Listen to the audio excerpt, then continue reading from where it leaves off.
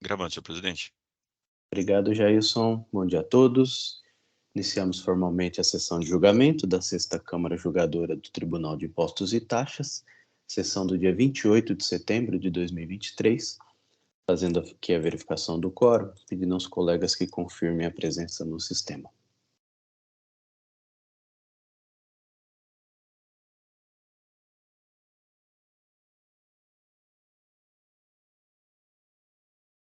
Todos confirmaram?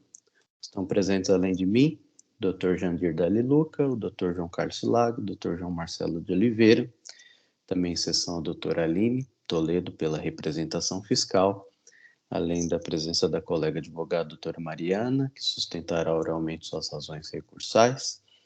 Informo que essa sessão é gravada.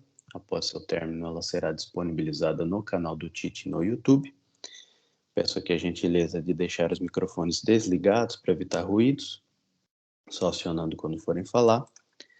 Atendendo aqui ao pedido de sustentação oral, vamos iniciar pelo auto de infração 4.148.422, Ajinomoto do Brasil, Indústria e Comércio de Alimentos Limitada, relatoria do Dr. João Marcelo, sustentação oral pela doutora Mariana, que se encontra presente. Passo aqui a palavra ao Dr. João Marcelo, para que possa fazer a leitura do relatório. Em seguida, passo a palavra para a doutora Mariana. Por favor, Dr. João Marcelo. Mais uma vez, bom dia, doutor Ítalo, obrigado. Vou passar a leitura do relatório. Trata-se de recurso ordinário, as folhas, interposto em face da decisão de primeira instância administrativa, as folhas, que julgou procedente o presente aí, composto dos itens a seguir descritos. 1. Infrações relativas ao pagamento do imposto. Deixou de pagar o ICMS no montante de R$ 3.349,42 nos períodos e valores constantes do demonstrativo 1 em anexo, por não haver escriturado regularmente no livro Registro de Saída da Escrituração Fiscal Digital documentos de sua emissão, relacionados no referido demonstrativo, e relativos a operações tributadas, conforme se comprova pelas cópias dos documentos juntadas. Os respectivos valores se referem a diferenças de ICMS destacados nas emissões de notas fiscais eletrônicas, comparados com valores lançados no campus 51 da GIAS. A infringência foi o artigo 58, 215, parágrafo 3º, item 4, letra C, artigos 87, 250 do RICM 00. E a multa foi capitulada no artigo 85, inciso 1º, a linha B, inciso 1, a linha B, combinado com os parágrafos 1º, 9º e 10º da Lei 6.374 de 89. 2. Infrações relativas ao crédito do imposto. Deixou de proceder o estorno de crédito ICMS no montante de R$ 108.617,33 nas datas e valores especificados no demonstrativo 2 em anexo, decorrente de insumo, energia elétrica, utilizada em industrialização e cuja saída tenha sido isenta, conforme artigo 41, anexo 1 do RICMES, circunstância imprevisível à data da entrada da mercadoria, conforme se comprova pelas cópias dos documentos juntadas. Em resposta à notificação tal, o contribuinte informou que o percentual médio de consumo para o estorno seria de aproximadamente 3,45%. As etapas do cálculo do estorno estão demonstradas no referido demonstrativo, sendo que, além de deixar de proceder o estorno mencionado, o contribuinte ainda se creditou em alguns períodos de valor superior ao constante dos documentos fiscais de consumo de energia elétrica, e ainda não observou o índice de 99,636% de consumo de energia elétrica, informado em laudo referente à apropriação desta nos processos de industrialização. A infringência foi artigo 67, inciso 3 do RICMES, e a multa foi capitulada no artigo 85, inciso 2, a linha J, combinado com os parágrafos 1º, 9º e 10º da Lei do ICMS. 3. Creditou-se indevidamente no ICMS no montante de R$ 464.087,64 nos períodos e valores especificados demonstrativos 3A e 3B em anexo, devido à aquisição de bens que ou não são do ativo permanente, mas foram classificados como tal, ou são de tal conta contábil, mas não estão relacionados diretamente com o setor de industrialização do estabelecimento. São bens não relacionados diretamente com o setor da industrialização, material de uso e consumo, material aplicado em obra civil.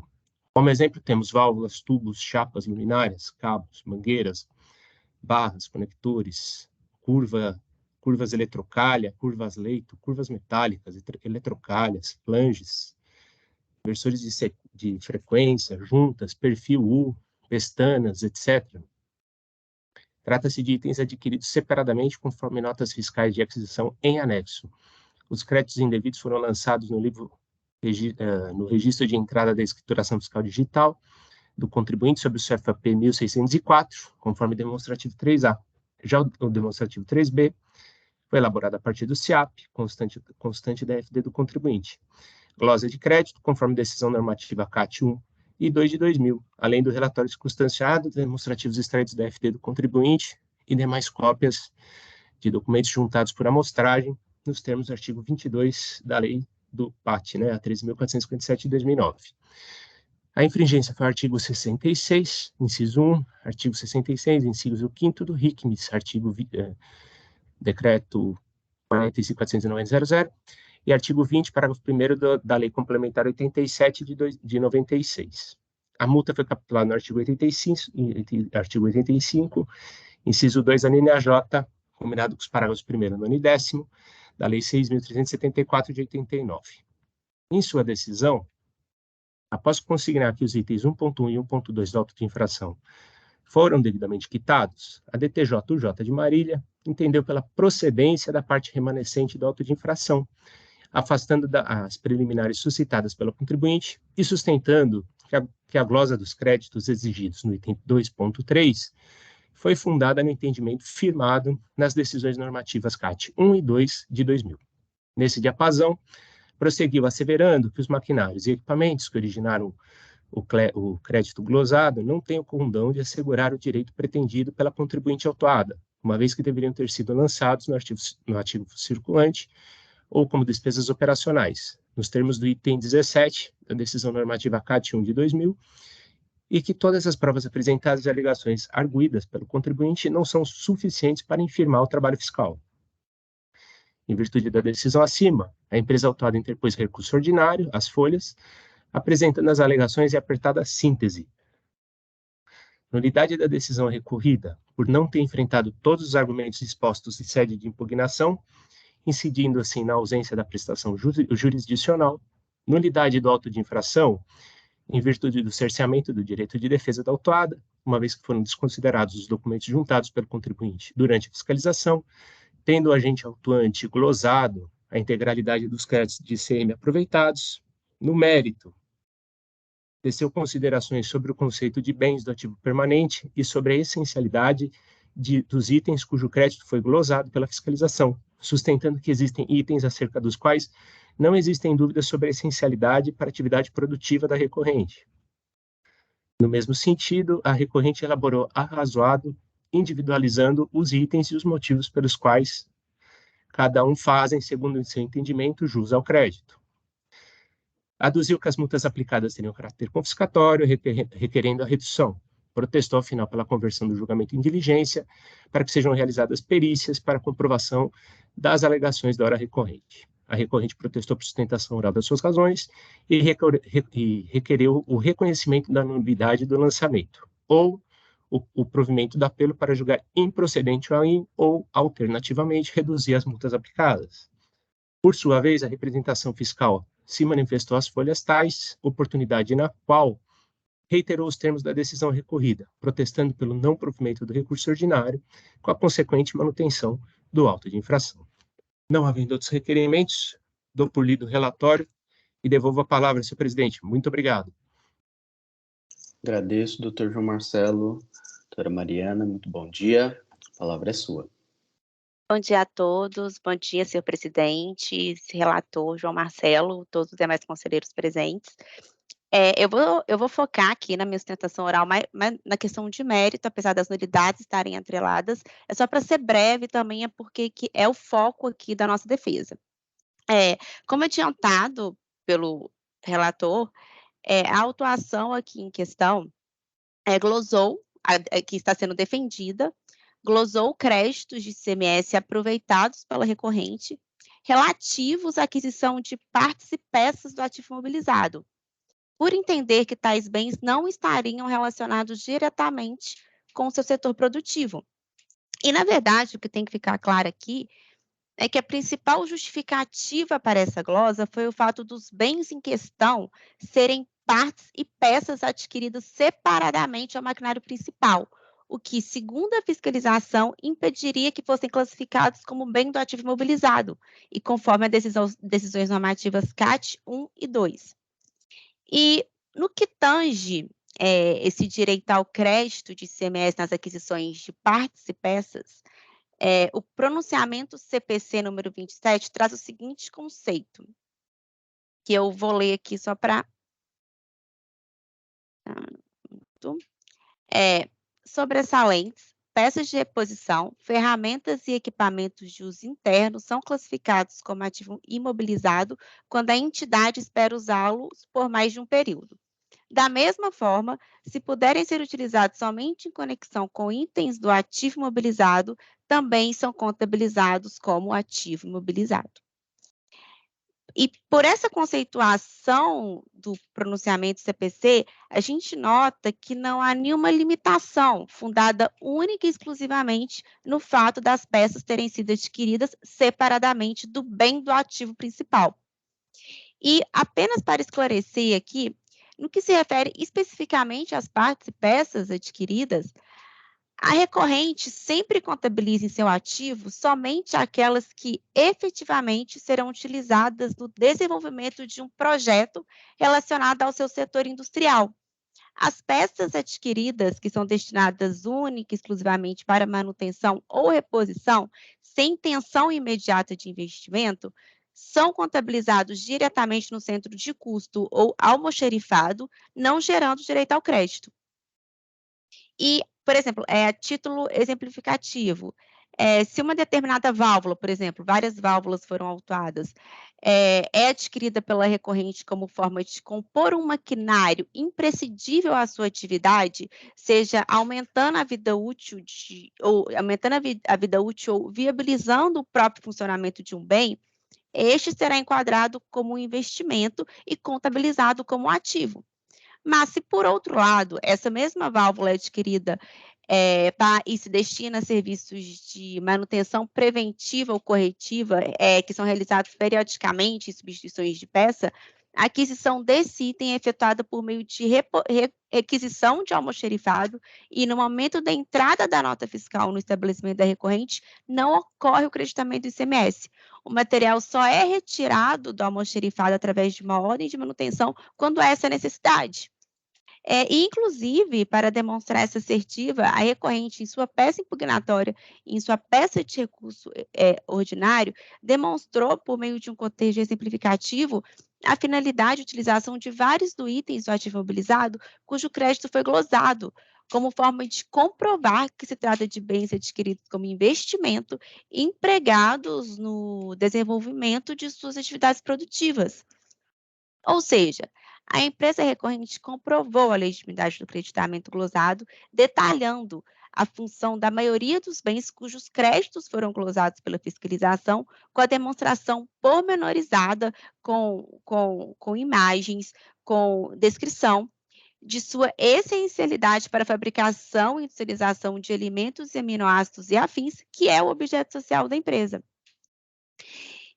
E, por qualquer razão, a julgadora de primeira instância, o julgador de primeira instância, não analisou esses fatos de forma suficiente, não analisou as funções desse bem, não adentrou nesse aspecto, mais uma vez apenas replicando o que estava na autuação relacionada à decisão normativa CAT 1 e 2 e negando o provimento da nossa impugnação. E, dito isso, eu reitero o pedido para que seja julgado procedente o recurso ordinário, reformando-se a decisão recorrida para cancelar essa exigência e, de forma subsidiária, caso exista alguma dúvida de cunho técnico documental, considerando que os bens são bem específicos para o objeto social da empresa, a gente pleiteia novamente o deferimento do pedido de baixa dos autos de diligência ou perícia, assim como posterior juntada de documentos para que venham a ser necessários para comprovar os direitos da recorrente, considerando principalmente o princípio da verdade material que norteia o processo administrativo tributário. E Por hoje é só. Muito obrigada pela atenção de todos. Agradeço, doutora Mariana, muito obrigado. Devolvo a palavra ao relator. Obrigado, senhor presidente. Parabenizo a doutora Mariana aí pela sustentação oral e vou passar a leitura do meu voto. Voto. Trata-se de auto de infração com acusações de falta de pagamento do ICMS, em virtude da falta de escrituração do registro de saída de mercadorias, item 1.1, e de creditamento indevido de ICMS por falta de estorno de crédito, decorrente de insumo, cuja saída foi isenta, item 2.2, e relativamente à aquisição de bens que não geram direito ao crédito, lançados indevidamente na escrita fiscal do contribuinte, item 2.3. Os fatos geradores reportam seu período de janeiro de 2020 a janeiro de 2021. Inicialmente, faz-se necessário consignar que, consoante consignado as folhas 4.459, os itens 1.1 e 2.1 do AIN foram liquidados, conforme o comprovante juntados às folhas 4.450 a 4.458, de modo que o contencioso administrativo se restringe ao item 3, 2.3 da acusação fiscal, que versa sobre crédito indevido de ICMS relativo a bens que não são do ativo permanente, mas que assim foram classificados pelo contribuinte autuado. Questões preliminares. Em seu recurso, a recorrente requer a improcedência do item remanescente do AIN, sustentando preliminarmente que a decisão de primeira instância administrativa seria nula, por ausência de fundamentação e falta de enfrentamento de todos os argumentos da contribuinte. No mesmo sentido, requereu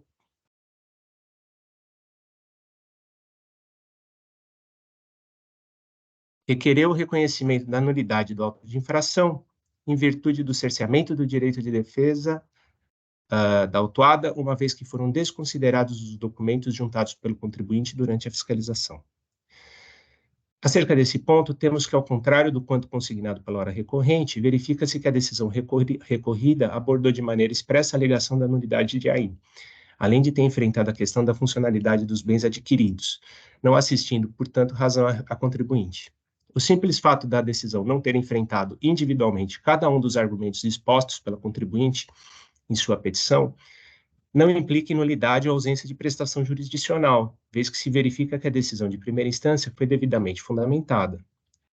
Ainda que assim não fosse, temos por certo que o julgador não está obrigado a enfrentar todas as alegações ou provas que foram apresentadas quando já tem encontrado motivo suficiente para proferir a decisão, devendo enfrentar apenas as questões capazes de infirmar a conclusão por ele esposada. Assim, diante de todo acima exposto, não há o que se falar em ausência de prestação jurisdicional, cerceamento de defesa ou nulidade do presente auto de infração e imposição de multa. Questões de mérito. Superadas as questões acima, temos que a hora recorrente sustenta no mérito que possui direito ao crédito do imposto, uma vez que os bens seriam essenciais à atividade fim da empresa, conforme decisão às folhas 4.507 e 4.514. Pois bem, nesse sentido, a recorrente sustentou que as partes e peças adquiridas para a manutenção de máquinas e equipamentos dão direito ao crédito, tenham sido elas adquiridas em conjunto ou de forma separada das referidas máquinas e equipamentos, já que elas foram utilizadas no setor industrial da companhia, salientando, por fim, que efetua corretamente o registro contábil desses bens. Em que pese o acima exposto, temos que o direito ao crédito do imposto sobre referidos ativos depende necessariamente da adequação das operações aos requisitos impostos pela legislação vigente, de modo que as afirmações do contribuinte não são suficientes para legitimar os créditos glosados. Para comprovar o acima exposto, perceba que a Lei Complementar de Regência do ICMS, a Lei Complementar 87 de 96, dispõe expressamente sobre a necessidade de adimplemento das condições estabelecidas na legislação para assegurar o direito ao crédito, tudo conforme os excertos extraídos da lei em questão abaixo transcritos. Se não, vejamos.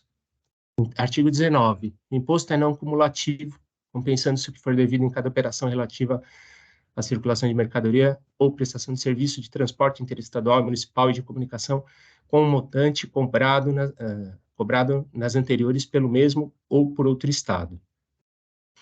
Aí eu vou passar a ler aqui o artigo 33, né? Para aplicar o artigo 20, que é o da compensação, né? Observe-se o seguinte: inciso 1, somente darão direito a crédito às mercadorias destinadas ao uso e consumo de estabelecimento nele, entradas a partir de 1º de janeiro de 2033. 21. Acerca desse ponto, no Estado de São Paulo, a decisão normativa CAT de 2001 determina que, para serem considerados como insumos de produção aptos a legitimar o crédito CMS, os materiais empregados devem ser consumidos integral e imediatamente no processo produtivo ou devem integrar o produto final. Nesse sentido, a ilustre representação fiscal, as folhas 4.536, pontuou. A expressão insumo, consoante o insigne doutrinador Alemar Baleiro, é uma algarávia de origem espanhola, inexistente no português, empregada por alguns economistas para traduzir a expressão inglesa input, isso é, os conjuntos dos fatores produtivos, como matérias-primas, energia, trabalho, amortização de capital, etc., empregados pelo empresário para produzir o output, o produto final. Insumos são ingredientes de produção, mas há quem limite a palavra aos produtos intermediários, que, não sendo matérias-primas, são empregados ou se consomem no processo de produção. Nessa linha, como tais, tem-se a matéria-prima, o material secundário intermediário, o material de embalagem, o combustível, energia elétrica, consumidos no processo industrial e empregados para integrar o produto objeto da atividade de industrialização própria do contribuinte ou para terceiros, ou empregados na atividade da prestação de serviços, observadas as normas incertas no subitem 3.4 do trabalho. Entre outros, tem-se ainda, a título de exemplo, os seguintes insumos que desintegram totalmente no processo produtivo de uma mercadoria, ou são utilizados nesse mesmo processo produtivo para limpeza, identificação, desbaste e solda. São lixas, discos de corte, discos de lixas, eletrodos, oxigênio, acetileno, escova, estopa, material de embalagem geral, etiquetas, fitas adesivas, fita crepe, sacolas, materiais para amarrar, cortar, colar, barbante, fita, etc. Lacres, isopor, utilizados no isolamento e proteção dos produtos no interior das embalagens, e tinta, giz, pincel atômico, etc. Óleo de corte, rebolo, modelos, matrizes, produtos químicos utilizados no tratamento de água fluente, efluente e no controle de qualidade de teste de insumos e produtos. Vai daí que, analisando a lista de materiais supostamente essenciais e que foram considerados pelo contribuinte como insumos, temos que eles não se adequam às regras ou aos requisitos exigidos para serem considerados daquela forma. Para confirmar acima exposto, pertinente trazer à baila alguns excertos da análise feita pela decisão recorrida e pela ilustre representação fiscal acerca dos itens apontados pelo contribuinte. Ressalte-se com base nas informações fornecidas pela própria autada hora recorrente. Então, tem os itens aqui que ela acreditou. Eu vou ler o primeiro aqui, a título de exemplo, que é CJ Amortecimento Vibrac Mitsubishi H1 e Bucha BRG Mitsubishi L6. Conforme a descrição da autora, é uma peça que foi adquirida para a instalação de uma centrífuga, para absorver a vibração da máquina. Trata-se de parte peça adquirida separadamente do equipamento e não se consome no processo produtivo, não tem contato com o produto final e nem se integra a ele. Eu vou ler a última aqui também, que é a válvula on-off SC14 FL1 e a on-off SC14 FL3. Trata-se de parte ou peça de uma máquina ou equipamento adquirida separadamente para se reformar um equipamento, né? Então, da leitura da descrição dos itens cujos créditos foram glosados, verifica-se que nenhum deles se adequa ao conceito de insumo, uma vez que eles não se consomem no processo produtivo e não integram o produto final. E nem se argumenta que os itens deveriam, então, ser caracterizados como ativo permanente, pois ainda nos termos da decisão normativa CAT de 2001, o direito ao crédito de ICMS sobre bens dessa natureza é limitado àqueles relacionados à produção ou comercialização de mercadorias ou à prestação de serviços tributados do imposto, se não vejamos que o direito ao crédito do valor do ICMS é apenas os bens relacionados à produção e comercialização de mercadorias ou prestação de serviços tributados pelo ICMS, ou seja, quando se tratar dos chamados bens instrumentais. Vale dizer, bens que participem no estabelecimento do processo de industrialização e ou comercialização de mercadorias ou da prestação de serviços. Outro sim, com relação às partes e peças empregadas na reforma, atualização, reparo, conserto de bens do ativo permanente, termos por cerca da decisão normativa CAT 1 de 2000, dispõe que elas geram o direito ao crédito imposto somente quando adquiridas em conjunto com as referidas máquinas e equipamentos, o que não é o caso dos autos.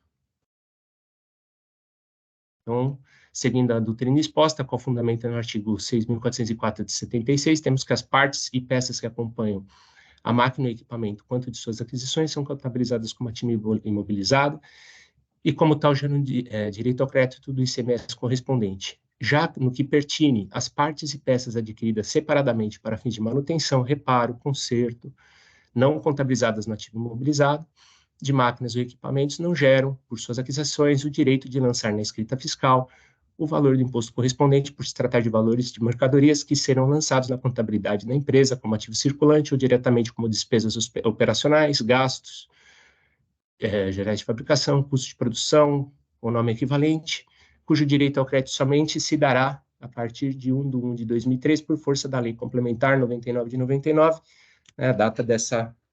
Esse aí é o texto original, né, que já alterou várias vezes e já foi feito aqui no voto. Com efeito, está claro que as mercadorias em questão se enquadram apenas no conceito de materiais de uso e consumo, nos termos do artigo 5º do RICMS 00, já que não são utilizados na comercialização e tampouco são empregados para a integralização do produto ou para consumo no processo de industrialização, sendo certa e revedada a apropriação de crédito sobre tais itens nos termos do artigo 66, inciso 5, do RICM 00, com esteio no artigo 33 da Lei Complementar 87 de 96, já transcritos. Questões subsequentes. Superada a questão acima, temos que a contribuinte também questiona a correção do valor base para cálculo da multa aplicada, afirmando que as multas em questão teriam efeito confiscatório, protestando assim por sua redução ou relevação nos termos do artigo 527-A do RICM 00. Acerca desses pontos, no que se refere à atualização dos créditos tributários, não assiste razão ao contribuinte, sendo certo que o tema já foi objeto de súmula desse tribunal. Se não vejamos a súmula 13 de 2018, é legítima a atualização do valor básico da multa, nos termos do artigo 9º, do parágrafo 9º do artigo 85 da Lei 6.374 de 89.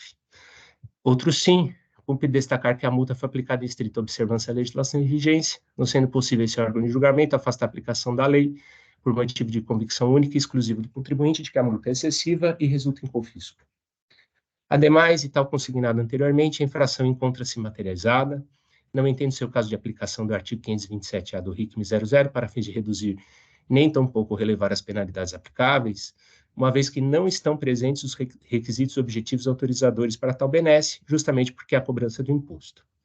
Por fim, quanto ao pedido de conversão do julgamento em diligência, consideramos a mesma desnecessária para o deslinde do presente julgamento, sendo pertinente registrar aqui que, nos termos do artigo 26 da Lei 13.457 de 2009, a apreciação das provas pelo julgador é livre, assegurando ao julgador a liberdade para formar o seu próprio convencimento a partir das provas dos autos. Dispositivo. Ante o exposto, conheço do recurso ordinário, mas no mérito nego-lhe provimento, mantendo a decisão recorrida por seus próprios e jurídicos fundamentos. É como eu voto, submeto aos meus pares para apreciação e devolvo a palavra. Muito obrigado, senhor presidente. Agradeço, doutor João Marcelo, obrigado, voto lido. Iniciamos então os debates. Faço aqui a verificação com a ilustre representação fiscal, doutora Aline, alguma consideração nesse caso? Não, parabenizo o doutor João Marcelo, já fez uma análise detalhada das partes e peças adquiridas, então não tenho nada a acrescentar. Agradeço. Doutor Jandir? Pois não, presidente. Bom dia a todos. Inicialmente, eu cumprimento a patrona pela sustentação oral bastante esclarecedora. Eu entendo que a alegação da empresa, aliás, as alegações da empresa, né, elas são corretas no que se refere à classificação como ativo imobilizado dos bens de que trata o pronunciamento CPC número 27. Só que, no meu sentir, não houve prova, né, da relação da vida útil, né, física e do valor econômico das peças à vida útil do valor econômico dos maquinários, onde elas foram incorporadas. Ou seja, essa prova, que poderia ser, e que normalmente, né, nos casos que nós enfrentamos aqui no TIT, elas vêm atrás de um laudo, né, demonstrando essa relação, eu entendo que seria imprescindível. E mesmo quanto aos produtos que poderiam ser considerados como insumos, né, eu entendo que a legislação ela também é clara a não considerar como material de uso e consumo, né, aquele que vier a ser consumido no processo de industrialização, né? E a mesma legislação, ela acaba não fazendo qualquer restrição, diferentemente do que há alguns entendimentos aqui no TIT, em relação ao tempo em que deve ocorrer esse consumo do material no processo produtivo. Ou seja, basta que o produto seja consumido, né, no processo de industrialização. Eu não acho que seja necessária a imediatidade, né, do desgaste, que ele pode ser gradativo no decorrer do tempo, conforme, aliás, há várias decisões do STJ nesse sentido. Mas também aqui era imprescindível uma prova de que o produto em questão estaria ligado diretamente a esse processo produtivo e que ele fosse nele consumido, né? Então, muito embora a empresa tenha várias alegações nesse sentido, né, tanto no que se refere a essa questão da ligação dessas peças com o processo produtivo, como com relação a elas serem classificadas no ativo imobilizado, eu não vi prova que pudesse desqualificar a acusação, ou seja, demonstrando realmente essa relação dessas peças com o processo produtivo, prazo de vida útil e valor econômico agregado, né, ao maquinário, ao bem no qual elas foram utilizadas. Então, por conta disso, por tendo visto exatamente essa falta de demonstração desses aspectos, eu vou acompanhar o doutor Marcelo, a quem também aproveito para cumprimentar pelo voto. Obrigado. Agradeço, doutor Jandir. Doutor Silag. Bom dia a todos, obrigado.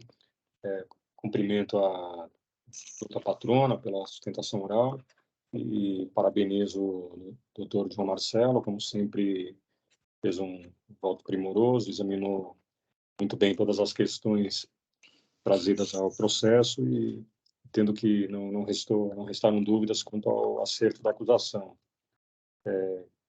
Acrescento apenas que vou acompanhar. Obrigado, doutor Silag. Aqui também adianto que vou acompanhar o voto de relatoria em relação a essa discussão específica de partes e peças. A jurisprudência da Câmara Superior caminha no sentido, né, de não admitir o crédito do imposto nessa hipótese de reposição de partes e peças. Cito aqui o auto de infração 4056-201 e também o auto de infração 4028-434, ambos com decisões da Câmara Superior no sentido de que há crédito indevido com relação a partes e peças para reposição. Visto que a jurisprudência da Câmara Superior nesse assunto se perfaz dessa forma, acompanho então as conclusões do Dr. João Marcelo. Aguardo, inclusive, Dr. João Marcelo, o registro do voto, se eu puder, que aí eu encerro os debates.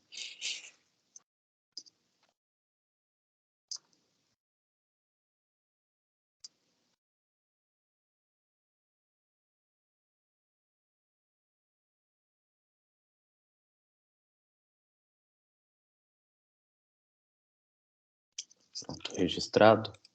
Encerro aqui os debates e faço a verificação do quórum.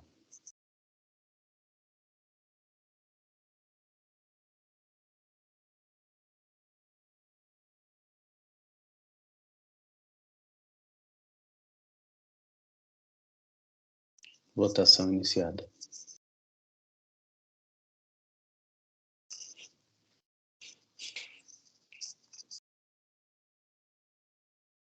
Encerro a votação, prevalecendo aqui o voto de relatoria que conhece do recurso ordinário, a ele nega provimento, como votado e decidido, agradecendo aqui mais uma vez a doutora Mariana pela presença. Bom dia, doutora. Bom dia, pessoal. Obrigada e bom aí restante de sessão para vocês. Agradeço, obrigado. Encerro o julgamento. Retornando aqui à ordem da pauta, não há mais pedidos de sustentação oral. Vamos então para o último processo da pauta, 4.151.081, Superfood Alimentos, porque é um pedido aqui de vista, realizado pelo Dr. João Carlos Silag. Relatoria minha. Vou só brevemente contextualizar como votei, para passar a palavra ao Dr. Silag com voto vista. É uma acusação aqui de recebimento de mercadorias acompanhada de documentação fiscal inábil, e o imposto aqui exigido por quebra do diferimento. As alegações da recorrente se voltam à comprovação de sua boa-fé, né, como empresa adquirente, e o meu voto se traduz na verificação desses requisitos comprobatórios da boa-fé, e na oportunidade eu concluí que haveria a satisfação desses requisitos exigíveis, de modo que concluir pela existência da boa-fé no trato comercial, nas operações realizadas pela empresa, inclusive recebimento de feijão adquiridos chamam de bolsinha, né? Bolsa de cereais. E razão pela qual eu conheci do recurso ordinário, dei-lhe provimento, né, para cancelar o auto de infração, e na oportunidade a ilustre representação fiscal ela se manifestou, lançou aí a sua manifestação. O Dr. João Carlos Lag também pediu vista, até pela ordem aqui. Eu questiono a doutora Aline se prefere ler a manifestação ou não se faz necessário. Na verdade, não sei porque a manifestação eu vou ter que registrar de novo, ela não está mais no sistema. Ah, tá bom. Você pode pedir, doutora Aline? Eu cliquei em manifestação e coloquei gravar, não sei se a solicitação chegou aí. Deixa eu ver aqui. Porque ela não está mais aqui. Onde olha isso? Ela deveria estar embaixo dos votos e vistas. Sim. Não está assim, mesmo. Aconteceu o que eu imaginei que poderia acontecer, que é o caso do pedido de vista ser superveniente, né, a um pedido de preferência. Via de regra, o sistema desaparece com a preferência que foi lançada quando há o pedido de vista. Mas haveria, em tese, a possibilidade de registrar novamente. Não chegou a solicitação? Eu vou colocar e tentar novamente, então. Por favor, para mim não, porque eu teria que habilitar isso e não veio. Deixa eu tentar de novo, vamos ver se vai.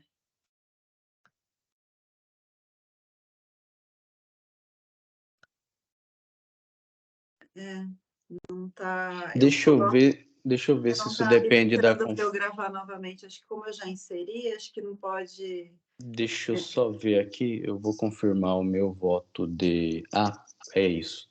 Tá. Agora sim. Faltava eu confirmar o voto de origem e agora é possível, sim.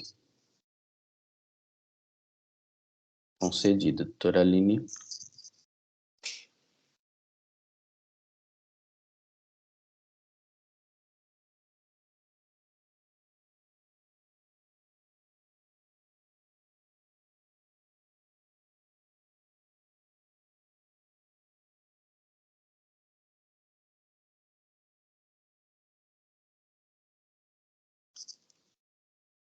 Agora acho que foi. Sim. Consta aqui, manifestação da representação fiscal. Se a doutora quiser ler ou contextualizar, fica à vontade. Eu acho que... Não sei se... Eu acho que o doutor Silag já vai incorporar parte da... Ela não está muito longa. Eu vou ler, acho que fica mais fácil, né? Perfeito, tudo bem. A diretoria da representação fiscal pede vênia para manifestar-se nesse processo, destacando-se pontos a serem considerados no julgamento. O voto do ilustre relator, doutor Ítalo, foi no sentido de dar provimento ao recurso ordinário por considerar que o contribuinte foi capaz de comprovar a boa-fé nas operações questionadas na presente autuação, em que pese os fortes e bem delineados fundamentos do ilustre relator, a quem rendo minhas homenagens, a representação fiscal diverge de seu entendimento, como se expõe a seguir. Inicialmente, é necessário relembrar que, conforme alegado pelo autuado, as aquisições não foram efetuadas diretamente da empresa fornecedora, aquisições intermediadas por representantes comerciais. Entretanto, a entrega das mercadorias supostamente ocorreu por conta desta. Como bem ressaltado pelo ilustre relator, trata-se de uma situação sui generis, portanto, faz-se necessário considerar a peculiaridade do caso na análise. Primeiro ponto a ser observado é em relação ao transporte das mercadorias. Em nenhum dos documentos fiscais consta informação sobre o transportador. Ainda que as mercadorias tenham sido transportadas pelo emitente dos documentos fiscais, a identificação do veículo transportador na nota fiscal é expressamente exigida pela legislação, conforme determinado pelo artigo 27, inciso 6, e respectivas alíneas do RICMES. O ilustre relator considerou que a comprovação do transporte não é um dos requisitos exigidos para demonstrar a boa-fé. Mesmo que fosse adotada esta premissa, não se pode olvidar que estamos diante de uma negociação realizada por intermédio de terceiros. Portanto, os cuidados pertinentes, como a verificação das informações constantes nos documentos fiscais, são essenciais para demonstrar as cautelas adotadas nesse tipo de relação comercial, o que não observamos no presente caso. Não se trata de exigir cautelas adicionais, mas trata-se de verificações previstas na legislação de informações dos documentos fiscais, avaliar se os veículos identificados nos documentos efetivamente eram aqueles que estavam realizando as entregas, pois a aquisição não foi realizada de forma direta. Foram realizadas grandes aquisições de alimento, feijão, que exigem veículos e cuidados apropriados. Importante destacar que a Câmara Superior do TIT apresentou entendimento de que o não cumprimento da norma tributária relativa às obrigações acessórias, como a identificação do veículo transportador no documento fiscal, não permite a aplicação do princípio da boa-fé. Eu cito uma decisão. O segundo ponto a ser abordado se refere à comprovação do pagamento das mercadorias. O contribuinte apresenta uma planilha denominada Contas a Pagar, onde estão relacionados os documentos, data de emissão, data de vencimento, valor, tipo, data da liquidação, juros, desconto. Vejamos a primeira linha desta planilha.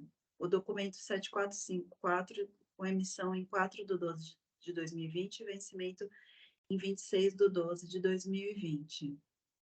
A data de liquidação foi realizada em 11/3 de 2021. Verificamos o pagamento. O autuado junto a um comprovante, no qual anotou por manuscrito, que se refere a 3 documentos fiscais. Este valor o valor quitado nesse comprovante. O vencimento destes documentos, de acordo com a planilha do próprio autuado, seria em 26/12 de 2020, 2/2 de 2021 e 26/2 de 2021. O pagamento do valor foi efetuado em 11/3 de 2021, com atraso em relação a todas as aquisições, sendo de quase 3 meses em relação ao documento 7454, sem nenhuma incidência de acréscimos ou de multa. Qual o acordo com o suposto fornecedor para a quitação de duplicadas com esse atraso sem multa ou acréscimos? Não foram apresentadas as devidas justificativas ou esclarecimentos para demonstrar a boa-fé da autuada nessa negociação. O mesmo pode ser observado em relação ao próximo comprovante, notado as folhas 35. E também citamos outro exemplo, as folhas 36 e assim em diante. A aquisição que sequer foi quitada, de acordo com a planilha do próprio autuado, como é o caso do documento 1884, emitido em 28/5 de 2021. O contribuinte indica que não houve a liquidação sem apresentar a justificativa, tanto na defesa quanto no recurso ordinário. Vale relembrar ainda que não há comprovação de pagamento para a totalidade das operações, além desta que ele informou que não foi liquidada. No presente caso, como as negociações não foram realizadas de forma direta e não houve tratativas comerciais com o suposto fornecedor, a demonstração efetiva de pagamento com correspondência de valores pagos no prazo estabelecido e a verificação das mercadorias entregues, dos dados dos veículos que entregaram as mercadorias nos documentos fiscais, seriam os meios hábeis de demonstrar a boa-fé nas transações comerciais. Diante das circunstâncias apresentadas, entendemos que o contribuinte não logrou demonstrar sua boa-fé nas aquisições efetuadas. No mais, reafirmamos o parecer em recurso ordinário. À luz dessas ponderações, o conjunto de condutas apontadas pelo fisco, das considerações da representação fiscal no parecer em recurso ordinário, entendemos que o autuado não foi capaz de comprovar a boa-fé, restando caracterizada a infração. Conclui-se que a infração tributária encontra-se devidamente comprovada, não tendo a recorrente apresentado provas ou argumentos capazes de infirmar o trabalho fiscal. Ante exposto, somos pelo não provimento do recurso ordinário para que seja integralmente mantido o auto inicial. É isso.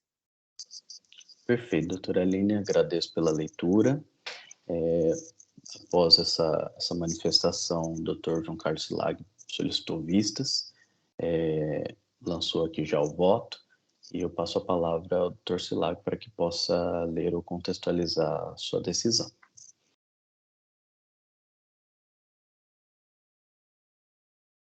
Está sem áudio, doutor Silag. Obrigado. Agora sim. Obrigado, senhor presidente. Vou ler a minha vista.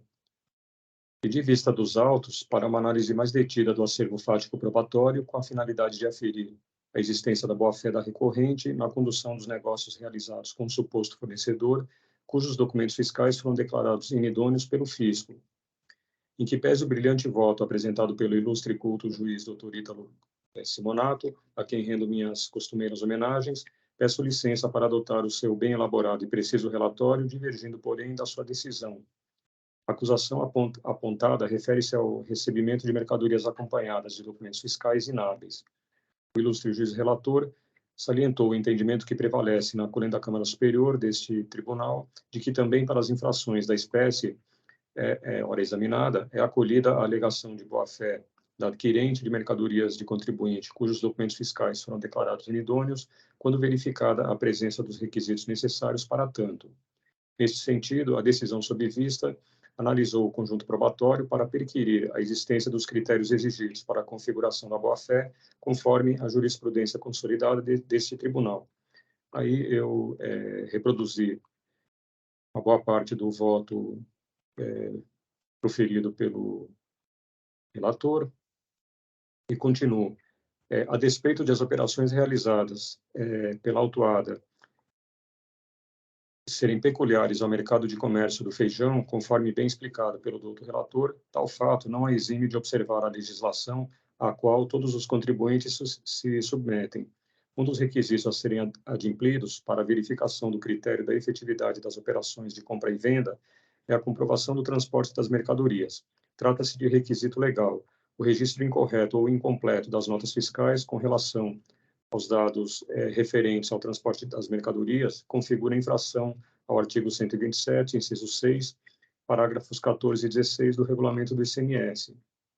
Compulsando seus autos, constata-se a ausência de informações sobre o transportador das mercadorias nas notas fiscais colacionadas e, na hipótese de as mercadorias terem sido transportadas pelo emitente dos documentos fiscais, o parágrafo 14 do dispositivo supratranscrito determina que tal circunstância seja indicada no respectivo campo da nota fiscal. Em todos os casos, o documento fiscal deverá conter o registro da placa do veículo transportador. Ademais, cumpre ressaltar que, ao realizar operações comerciais envolvendo terceiros e em grandes volumes de mercadoria, a recorrente deveria ter demonstrado a adoção das necessárias cautelas, aqui se destacando a necessidade da verificação das informações consignadas nos documentos fiscais em atenção às disposições legais. Não se verifica tal cuidado por parte da autuada. Com a devida vênia, divirjo do ilustre relator quanto à desnecessidade da apresentação de documentos e registros relativos ao transporte para a configuração da boa-fé.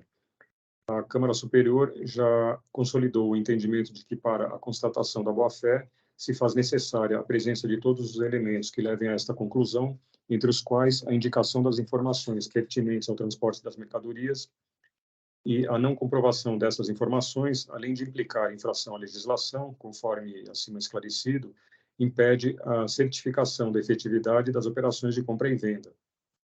Assim, tendo não se verificar o requisito da efetividade das operações comerciais para a comprovação da boa-fé da autuada. Quanto ao pagamento das aquisições de mercadorias, o exame da documentação acostada aos autos não permite concluir pela sua comprovação, se não vejamos. E aqui, na verdade, eu examinei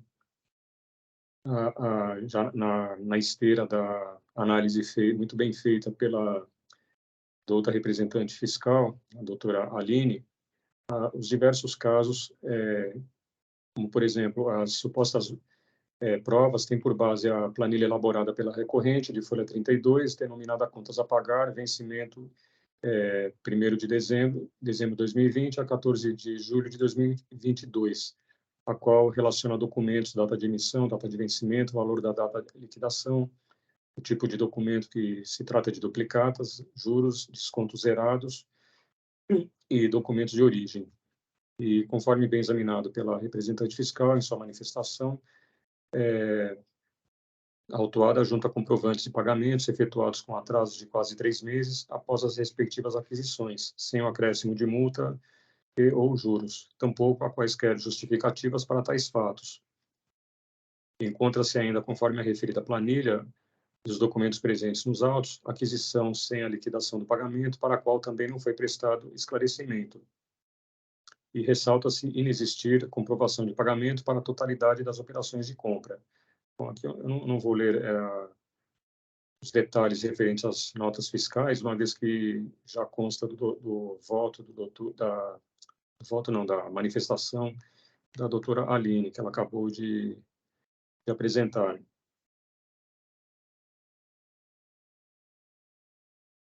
Aí eu continuo, assim, considerando-se que não restou comprovado o efetivo pagamento das aquisições de mercadorias nos prazos estabelecidos, tampouco da totalidade das operações, não se verifica o adimplemento do requisito da comprovação dos pagamentos como medida da boa-fé. E, finalmente, constata-se a ausência do terceiro critério exigido para a comprovação da boa-fé, qual seja a verificação fiscal do contribuinte com o qual se efetua negócios comerciais antes da sua realização. Neste ponto, o ilustre juiz relator reconhece a ausência de documentos que, abre aspas, comprovem a prévia verificação da regularidade da empresa inidônea por todo o período da autuação, à época de cada operação. Fecha aspas, embora entenda, abre aspas, preenchidos todos os requisitos comprobatórios da boa-fé da recorrente, opinando pelo cancelamento integral do auto de infração, fecha aspas. Concessa vênia, neste caso, vou divergir do doutor relator, por entender não ter sido verificado sequer um dos 3 requisitos necessários para a comprovação da boa-fé da recorrente, conforme a jurisprudência consolidada neste egrégio tribunal. Quanto ao pleito pela redução ou relevação da multa, acompanho o relator para deixar de o acolher por se tratar de infração que implica a falta de pagamento do imposto, hipótese que exclui a aplicação do artigo 527-A do regulamento. E acompanho também o doutor relator quanto à questão da confiscatoriedade da multa para afastar a alegação. Assim, diante de todo exposto, conheço do recurso ordinário para negar-lhe o provimento. Esse é o meu voto de vista, senhor presidente. Agradeço, Dr. João Carlos Silag. Então, a divergência está entre o provimento e o desprovimento do recurso ordinário, conhecendo-se ou não a boa-fé. Aqui eu lancei, pedindo vênia às divergências, eu lancei um voto como preferência fosse. Eu até lancei integralmente o voto original nessa preferência, porque eu não me recordo se eu fizer uma preferência em cima do voto principal, se corre algum risco desse voto principal se perder no sistema. Então, na dúvida, acabei lançando o voto principal novamente, e nessa preferência eu complementei o voto, né, como se complemento de voto fosse, e me permito fazer aqui a leitura breve. Digo que, em razão da aprofundada análise probante realizada pela ilustre representação fiscal e pelo ilustre juiz com voto vista, Dr. Silag, rendendo a ambos minhas sinceras homenagens, eu pedi preferência para complemento do voto, o que eu faço brevemente.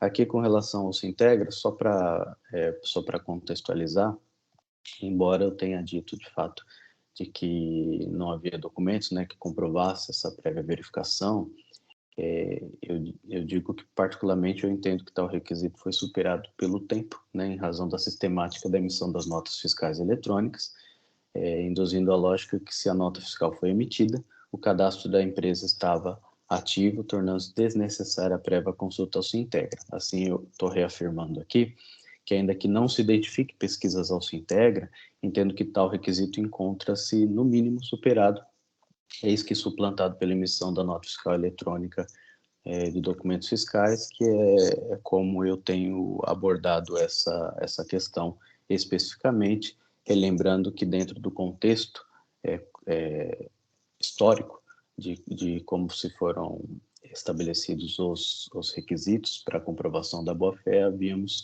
estávamos num contexto de notas fiscais papel, né?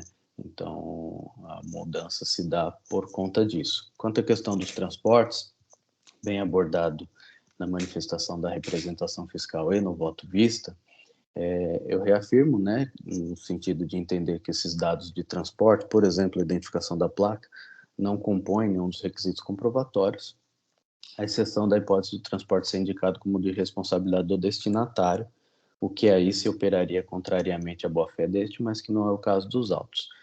Dito de outro modo, eventuais inconsistências nos dados do transportador, por exemplo, na identificação da placa do veículo, cuja responsabilidade atribui-se ao emitente e não ao destinatário, não seria, ao menos a mim, suficiente a demonstrar falta de cautela da recebedora das mercadorias.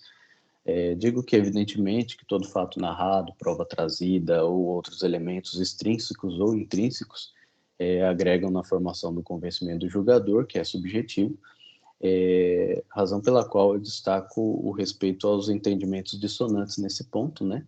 Porém, digo que não me convence que a eventual ausência de identificação completa do veículo transportador enunciaria essa inexistência de cautela adicional do destinatário passível de infirmar a própria existência da boa-fé dele.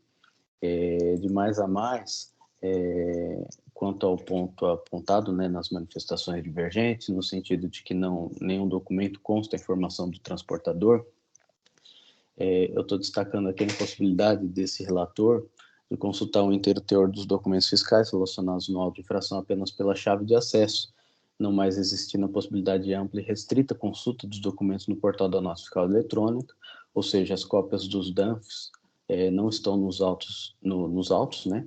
Friso que, independente de tal constatação, ainda que eu pudesse acionar essas notas fiscais no sistema, eu não altero meu entendimento. Digo que a própria autoridade fiscal, em suas conclusões, ela minimiza tal circunstância ao afirmar que, embora não tenha sido apresentados comprovantes de transporte, né, nos casos dos autos, não podemos afirmar que não houve efetiva entrada das mercadorias, principalmente pelo fato delas terem sido entregues aos clientes, que são, em sua maioria, prefeituras municipais, órgãos da administração pública ou semelhante. Palavras aqui do AFR. Embora a representação fiscal presente decisão da Câmara Superior em sentido diverso, fui verificar esse caso para ver a aderência dele ao caso concreto, e naquele caso, além de tal ponto, que de fato foi enfrentado, houve igualmente outras questões extremamente relevantes naquele caso. Por exemplo, havia ali operações realizadas com cláusula FOB, nas quais a autuada era responsável pelo transporte, e os comprovantes de pagamento foram apresentados por amostragem num percentual de 6% do todo. Esses fatos, no meu sentir, naturalmente contribuíram para o acolhimento em conclusão dos fundamentos lá de relatoria, do relator da Câmara Superior, que, de fato, favoreceu essa decisão nesse sentido, mas foi só realmente uma análise para ver o cabimento ou não ao caso concreto. Mas, principalmente aqui, quanto aos pagamentos, eu entendo eles como suficiente, foram realizados diretamente à empresa emitente, e digo aqui, quanto a essa suficiência, anote que as operações deram-se entre 4 de dezembro de 2020 a 26 de 11 de 2021, totalizando R$ 2.047.637. Já os pagamentos deram-se entre 28 de 12 de 2020 a 20 de 12 de 2021, em valores que reproduzo aqui, totalizando R$ 2.113.619, ou seja, um pouco superior ao total de operações objeto da autuação, e cuja diferença para mais, ela justifica-se por existir notas fiscais quitadas pela recorrente, que reproduzo aqui no voto, que não compõem, por alguma razão, a própria autuação fiscal. Então, os pagamentos são aptos a liquidar todas as operações objeto da autuação, inclusive a nota fiscal 11.884, conforme documento de folhas 44. Assim, eu verifiquei novamente, né, a questão dos pagamentos e reafirmo aqui que há comprovação de pagamento para a totalidade das operações. E digo também que eventuais postergações dos pagamentos, incidência de juros moratórios, não são suficientes para infirmar a boa-fé da recorrente, que comprova a quitação de todas as operações objeto da autuação, frisando que a recorrente, já em sede de fiscalização, ela se manifestava no sentido de que, abre aspas, a avença sobre os prazos de pagamento e parcelamento é bastante variável e foge às regras comuns de mercado, também em razão da especificidade da Superfood, ser fornecedora de serviço público e de realizar compras de feijão junto ao bolo de cereais, consegue avançar modalidades diferenciadas de pagamento a depender de suas necessidades a cada destinatário. Isso porque o setor público possui modo diferenciado de liquidar suas obrigações e, na grande maioria das vezes, atrasa por até 90 dias o pagamento de seus fornecedores sem que nada lhe aconteça em termos de penalização. Como forma de minimizar eventuais prejuízos, a Superfood, quando licita seu produto, já tem ideia, dependendo do município, acerca do tempo em que de fato irá receber e pode, a cada compra, negociar junto ao seu vendedor um prazo, um preço e um prazo diferenciado que possa minimizar ou diluir perdas de um contrato administrativo em outro, de forma que há compras que se faz a pagar em 10 dias, outras em 7, 14, 28, outras em 30, 45, 60 e em até 60 e 90. Tudo a depender do contrato, manifestação do contribuinte. Em resumo, digo eu, há explicações da recorrente para justificar a postergação dos pagamentos que, a meu entender, não se confundem com atraso e, portanto, não veremos falar em juros, multa e também em minimização ou relativização desses pagamentos que foram realizados. Feitas essas considerações, eu incorporo essas razões adicionais, né, e mantenho meu voto no sentido de cancelar o auto de infração por reconhecimento da boa-fé. Foi assim que lancei essa preferência e os debates continuam aqui em aberto. Pergunto aos colegas se tem alguma consideração. Dr. Jandir? Pois não, doutor Ítalo. Bem, há consenso, né, pelo que eu percebi, de que o presente caso, ele de fato exige a avaliação da boa-fé do adquirente, né? Então, isso não está mais não é polêmico nesse momento. As divergências elas acabam consistindo exatamente na avaliação, né, da presença dos requisitos para que a boa-fé possa ser reconhecida.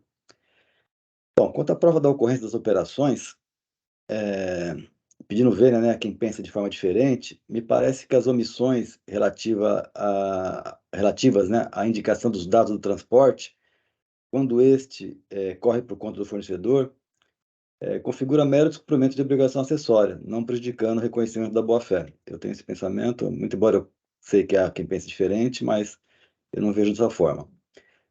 Quanto à verificação prévia, né, da regularidade cadastral, né, nós já debatemos isso aqui na Câmara em outras ocasiões, né, e eu já me manifestei anteriormente no sentido de que, se tratando de nota fiscal eletrônica, como é abordado aí no voto da relatoria, né, não há necessidade do adquirente fazer nova verificação para obter a mesma informação que já está disponível com a mera emissão da nota fiscal eletrônica, né. Essas novas ideias que estão sendo colocadas no sentido de que o contribuinte deveria ter outros cuidados, isso, não é isso que a jurisprudência consolidou no TIT, é uma nova forma que está sendo abordada principalmente pela representação fiscal, mas que não tem base na jurisprudência de até então. Esse requisito realmente sempre foi visto como a mera verificação da situação cadastral do emitente na época, coisa que, como nós já vimos, a nossa fiscal eletrônica ela permite dar a conhecer, né, com a sua simples emissão. Agora, quanto aos pagamentos, eu não acho, né, que os atrasos de pagamento, mesmo sem juros, é fator a ser considerado, né? Isso realmente, como bem colocado no complemento do voto, são elementos aí negociais e depende muito de circunstâncias comerciais, né? Então, eu não acho que a gente deve tomar isso como elemento a ser considerado nessa questão. Agora, eu entendo que a totalidade dos pagamentos deve sim ser demonstrada, né? Eu reconheço que até que eu fiquei tocado, né, pelos fundamentos adotados pelo voto do Dr. João Carlos, e pela manifestação da representação fiscal, de que os pagamentos não teriam sido totais. Mas agora, com esse complemento do seu voto, né, essa análise detalhada que foi feita, em complemento, né, eu entendi que foi bastante convincente no sentido de demonstrar realmente que o pagamento foi integral, né, da forma bem exposta. Então, dentro disso, né, eu entendi, então, cumpridos, né, os requisitos da boa-fé, né, os necessários para o reconhecimento da boa-fé. Então, por conta disso, eu vou acompanhar o voto aí da relatoria, parabenizando o doutor Ítalo tanto pelo voto principal quanto pelo complemento, que foi muito esclarecedor, com a vênia do doutor João Silag. Obrigado. Obrigado, doutor Jandir. Inclusive, sim, doutora Aline, por favor. Não, é porque, doutor Ítalo, no seu voto, é porque eu comentei que na planilha a autuada indica que só que em relação à nota 1884 não houve a liquidação. E no seu voto agora de preferência, de complemento, né? Você comentou que teve o pagamento e está em outro local, porque ela informa que não teve, só em relação a esse documento. Isso, por conta desse ponto, que, como comentou o doutor Jandir, é relevante, né, porque a suficiência dos pagamentos é um ponto que a gente precisa observar, né, e esse ponto me obrigou a rever todos esses pagamentos. Eu, inclusive, planilhei, comecei a somar esses pagamentos e tudo mais, e identifiquei que, por alguma razão, embora essa planilha tenha dito que esse pagamento não foi liquidado, esse pagamento ele está sendo indicado nas folhas lá que eu mencionei, se não me engano, folhas 44, que foi um pagamento dessa nota somado a outras notas, como de praxe o contribuinte faz, né? Soma algumas notas e paga todas de uma vez. Então, concluí que, por alguma razão, essa indicação em planilha foi um erro, ou quando foi elaborada, esse pagamento não tinha sido realizado, enfim, eu não sei qual é a razão. Mas essa indicação de pagamento, com essa nomenclatura, com a indicação dessa nota específica, eu identifiquei já nos documentos que já haviam sido juntados desde sempre, inclusive com relação à suficiência numérica disso, né? Prova disso é que eu realmente somei todos os pagamentos, né, com todas as indicações para bater valores. Cheguei à conclusão de que esses valores eram até superiores ao valor das operações. Em razão disso, fui identificar o porquê esses valores eram um pouco superiores ao valor do auto de infração e identifiquei que tinham notas fiscais indicadas pela contribuinte de algumas notas fiscais que não se relacionam lá no demonstrativo de folhas 10, 11, me fazendo crer que alguma operação, por alguma razão, não constou do auto de infração.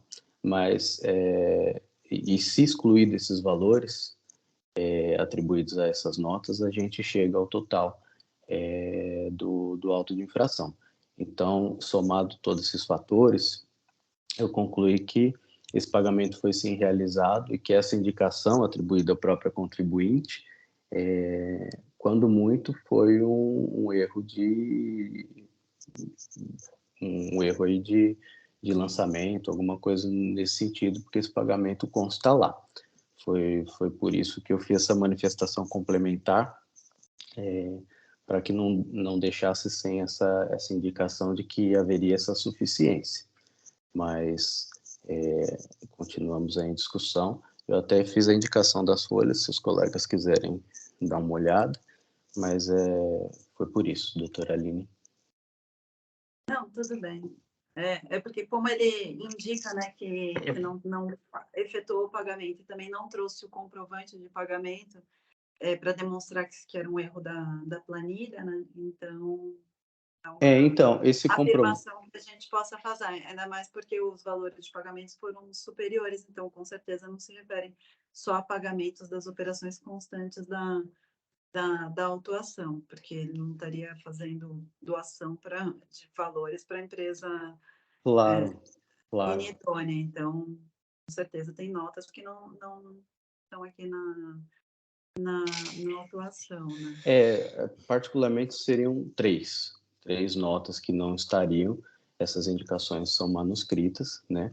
E o máximo que a gente poderia fazer é a verificação com relação à suficiência, né? E excluindo essas notas, a gente encontra essa suficiência. Foi por isso que eu me convenci, porque não foi meras indicações, como às vezes pode existir, o famoso fazer bater, né? Em que eu indico qualquer coisa para casar o número. A gente está falando de operações que conjuntamente elas superam 2 milhões de reais. Então, fazer bater 2 milhões e alguma coisa seria um exercício muito grande, assim, né? Então, assim, eu creio que essa suficiência, ela se condiz com as próprias operações. Mas, evidentemente, a percepção aí de cada um com relação a essa questão que de fato é controverso, mas o que ajuda a concluir nesse sentido é que, excepcionalmente, né, o contribuinte ele trouxe também os extratos bancários, pelo menos ajudam a identificar o desprendimento de numerário, né? Muitas vezes essa questão ela é criticada aqui, com relação a trazer só os comprovantes de pagamento, mas não trazer os extratos bancários, de modo a demonstrar que esses valores foram realmente desprendidos da conta do contribuinte. E há também, então, todos esses fatores me direcionaram a essa conclusão.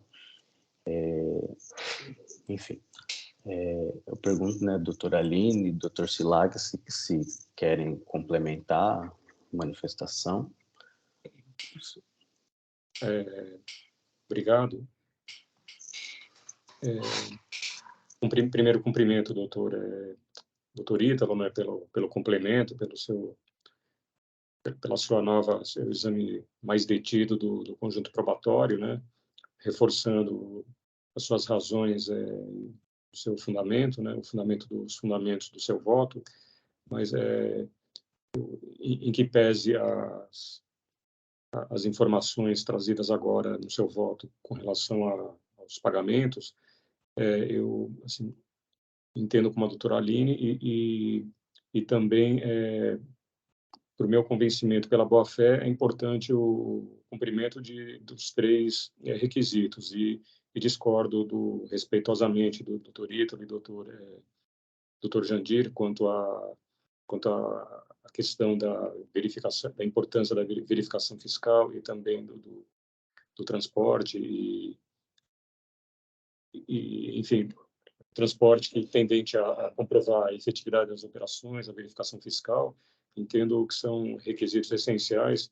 conforme a jurisprudência desse tribunal, né, firmada pela Câmara Superior, e continuo convencido de que não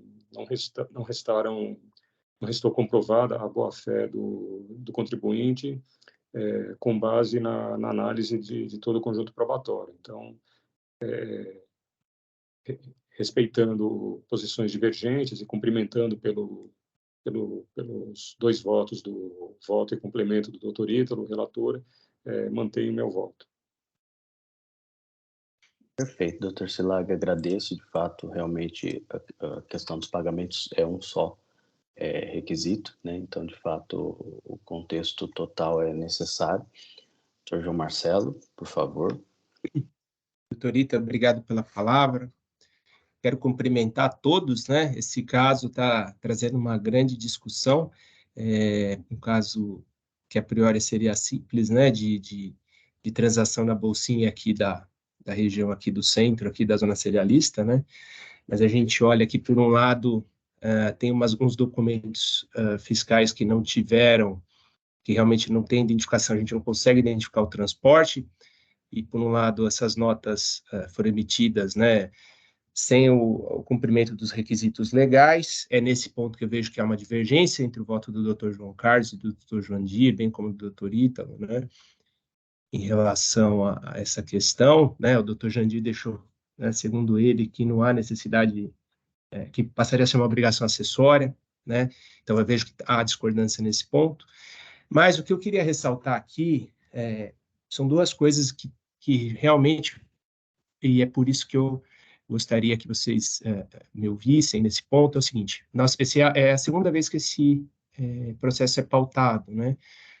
Na vez anterior eu não estava presente nesse julgamento, e a gente está com uma questão aqui que são 2 pontos, né? Então, o primeiro ponto é essa questão do transporte, que o Dr. João Carlos acredita que para ser configurada a boa-fé, que já é excepcional, é preciso ser feita a comprovação, e aí aqui no caso da bolsinha não teria, de repente, como fazer. Eu gostaria de me aprofundar um pouco mais, sinceramente, tá? Abrindo meu coração para vocês sobre esse assunto, porque eu não tenho ainda uma decisão formada, vou ser muito sincero.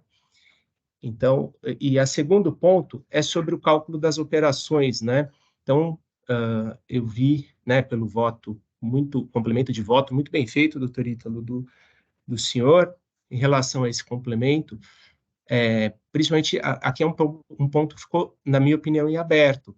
Quer dizer, há ou não há suficiência do pagamento? Todos eles estão lá? Então, assim, eu gostaria de ter um pouco mais de tempo para poder analisar, fazer esse batimento, essa conciliação, porque, de fato, se tiver a totalidade, ou um pouco mais, ou um pouco...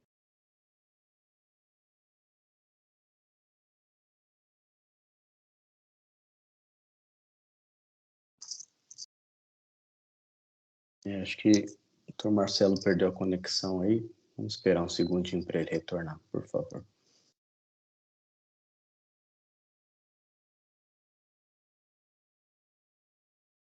Caiu, gente. Voltou? Não sei que parte Voltou. parou. Bom, no fim, é o seguinte, eu queria saber, eu sei que a gente gastou um tempão com esse processo, mas eu gostaria de pedir vistas para poder analisar melhor, principalmente a versão do pagamento, se todos concordarem, porque eu vejo que está uma divergência e tem dois pontos que eu realmente não me sinto muito confortável. Excepcionalmente, dificilmente eu peço a vista, mas eu gostaria de, se possível, por essa situação aí. Não, tudo bem, doutor Marcelo. Até por uma questão dessa excepcionalidade, né, se justificaria por 2 pontos. O primeiro é que o doutor não estava aqui na sessão, foi pautado pela primeira vez. E o segundo ponto é que eu trouxe esse complemento de voto nesse momento, né? Inclusive, eu não permiti, até porque eu fiz agora há pouco, então não permiti a análise aprofundada dessa questão. Então, de fato, não há problema nenhum. Eu vou habilitar aqui o pedido de vista, o Dr. João Marcelo verifica e retorna esse processo aqui para julgamento. Uma peculiaridade, Aline, você vai ter que lançar de novo o voto, a manifestação, então já aguarda aí, mas não tem problema, o que importa é que está feita, né? Eu talvez na oportunidade também tenha que lançar de novo, mas também está aqui já no meu computador, tá fácil. Vou habilitar aqui o pedido de vista. E aí eu me comprometo a voltar rapidamente. Eu acredito que o principal ponto é essa do pagamento, fazer essa conciliação, mostrar as folhas tais, tal. Resolvido, aí a gente não tem dúvida nenhuma, né? Okay. E aí eu acho que fica para votar e cada um com a sua convicção, aí é diferente, né?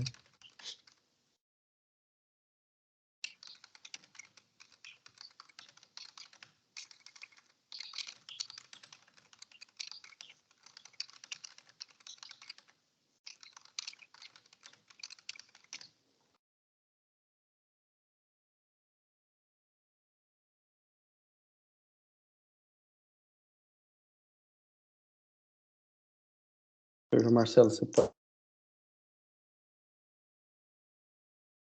formalizar esse pedido de vista?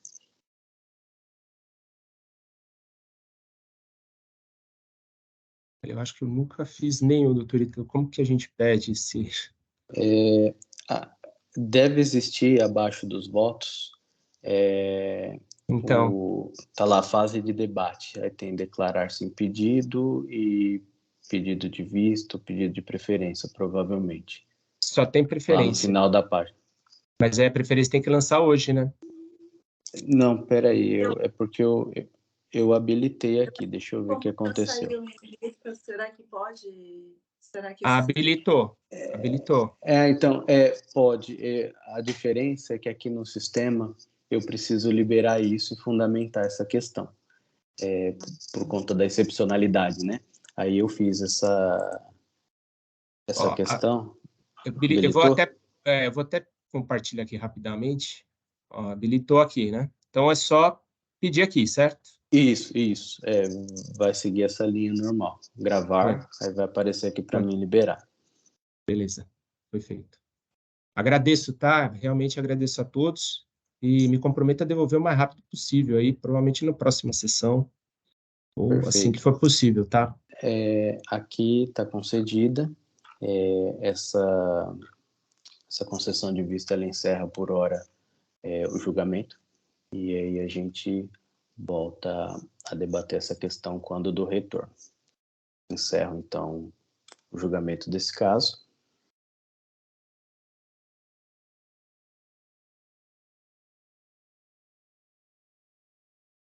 Passemos, então, ao auto de infração 412.073, transportadora Wilson dos Santos Limitado, relatoria do Dr. Jandir. Não há pedido de sustentação oral, então passo a palavra ao Dr. Jandir. Pois não, doutor Ítalo.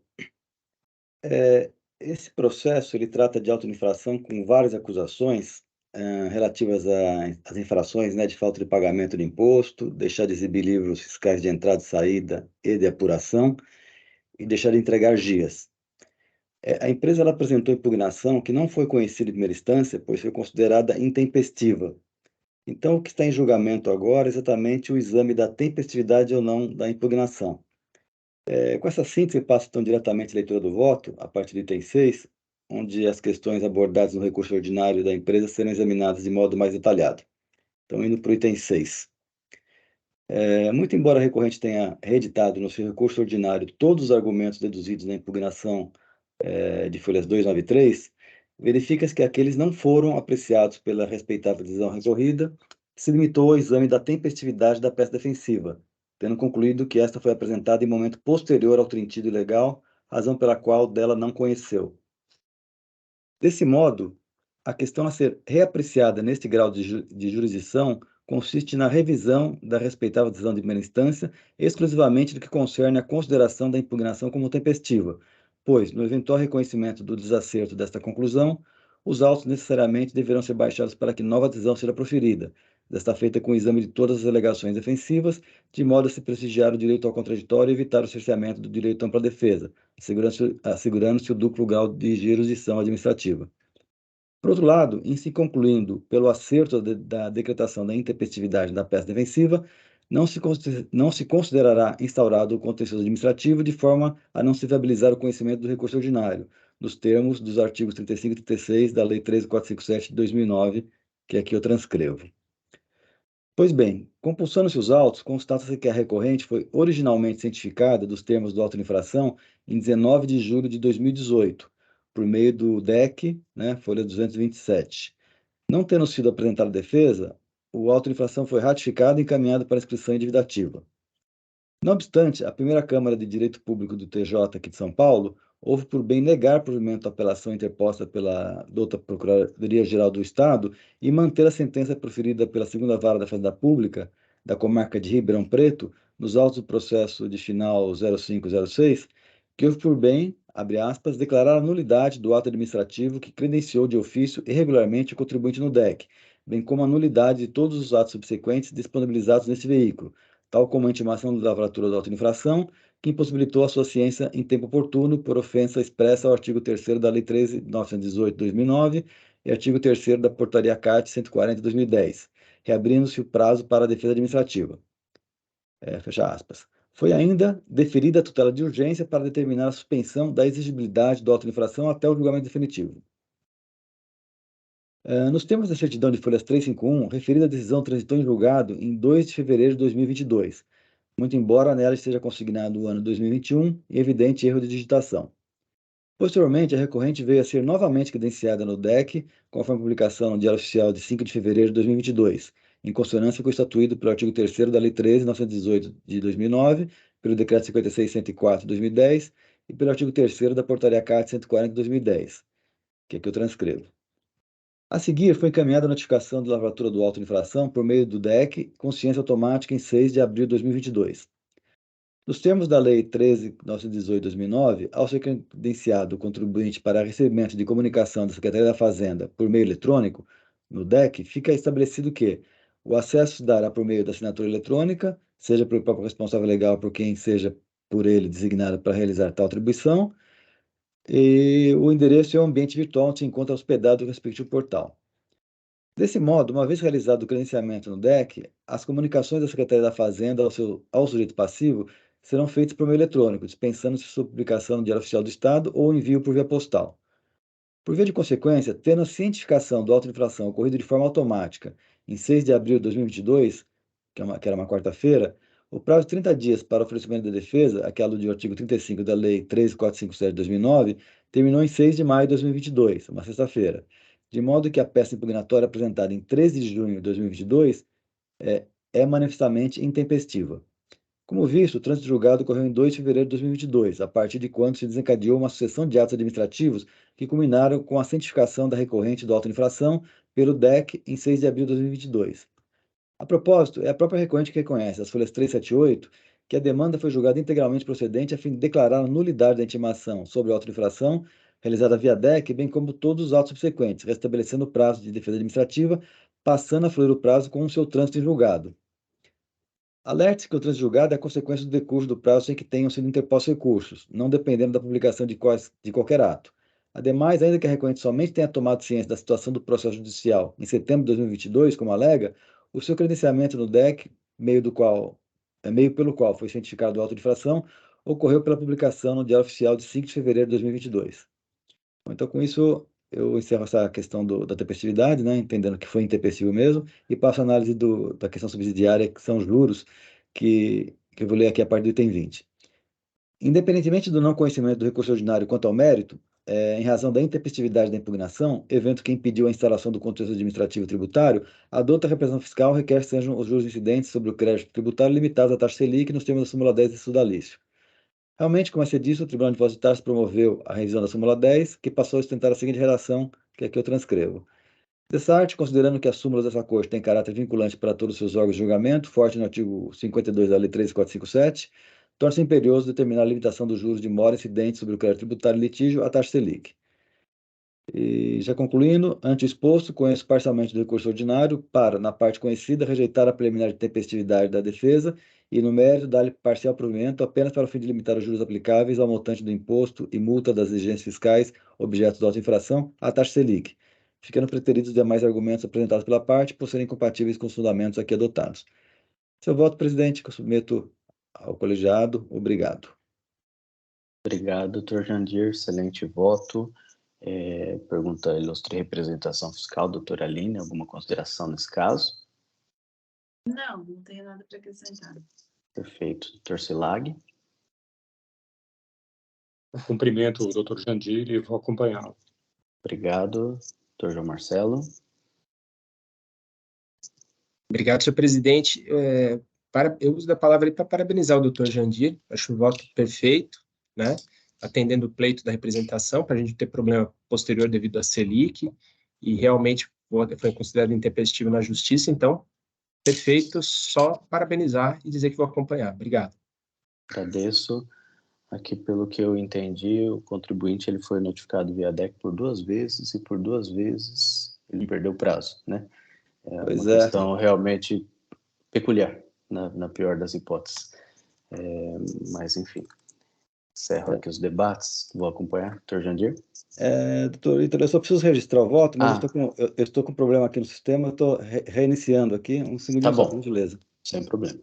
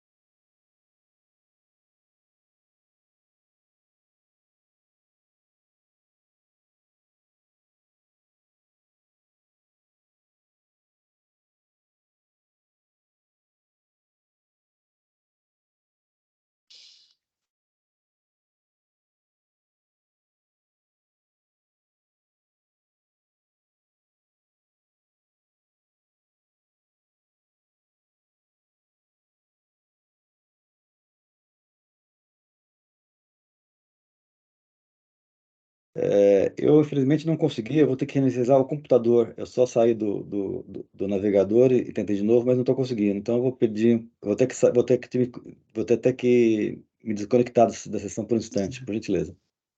Tá bom, a gente aguarda.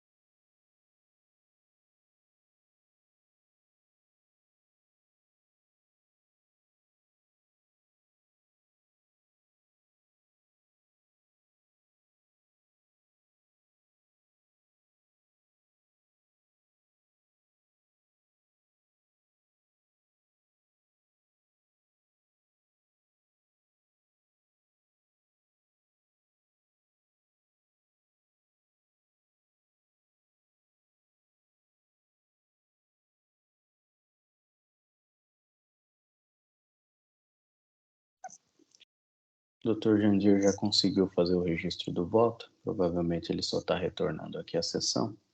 Já estou encerrando os debates, inclusive.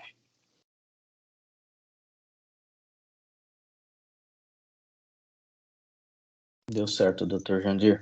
Tudo certo.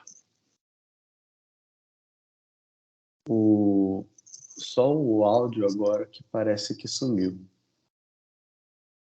Deixa eu ver.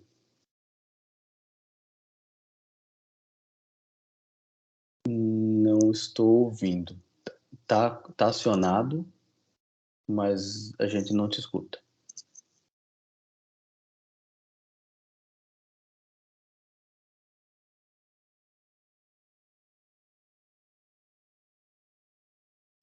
Não estamos ouvindo mesmo.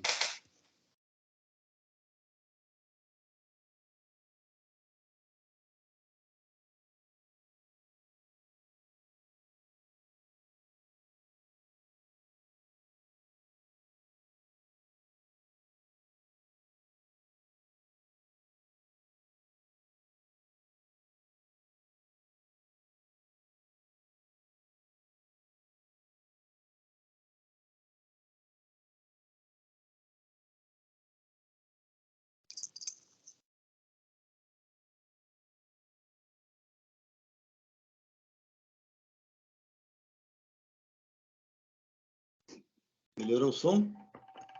Agora estamos ouvindo, sim. Sim. Pronto. Era o ângulo, era o problema de ângulo. Sim. Agora tá bom. Que bom. Estamos ouvindo. Eu encerrei aqui os debates e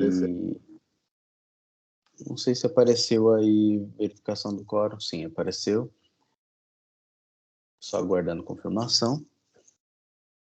Iniciada a votação.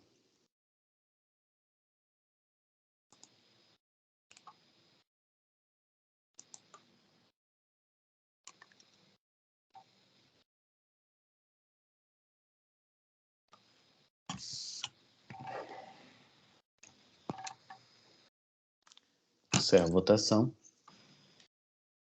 Prevaleceu aqui o voto de relatoria do Dr. Jandir, que conheceu parcialmente do recurso ordinário, então somente na questão de mérito relativo aos juros, e deu-lhe provimento nesse ponto. Passemos, então, ao próximo processo.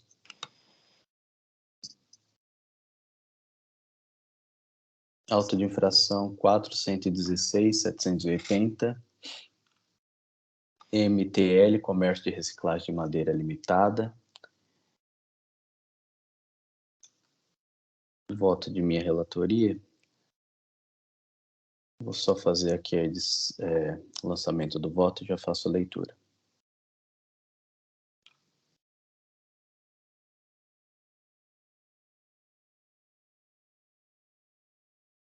Voto lançado, está acessível a todos aí. É uma infração única decorrente da escrituração de escrituração de livros registros de entrada de notas fiscais eletrônicas referentes a operações com resíduo de madeira e papel usado, diferidas conforme legislação vigente. Preliminarmente defende a nulidade do auto de infração por ausência de requisitos mínimos. Em primeira suposta nulidade, expõe que, como se vê, a simples análise, os documentos encaminhados a recorrentes por ocasião de notificação no DEC, certo que não há nesses termos assinatura do atuante no corpo do auto de infração, digo sem razão, buscando fabricar nulidade que sabidamente inexiste. Afinal de contas, trata-se aqui de um auto de infração lavrado eletronicamente.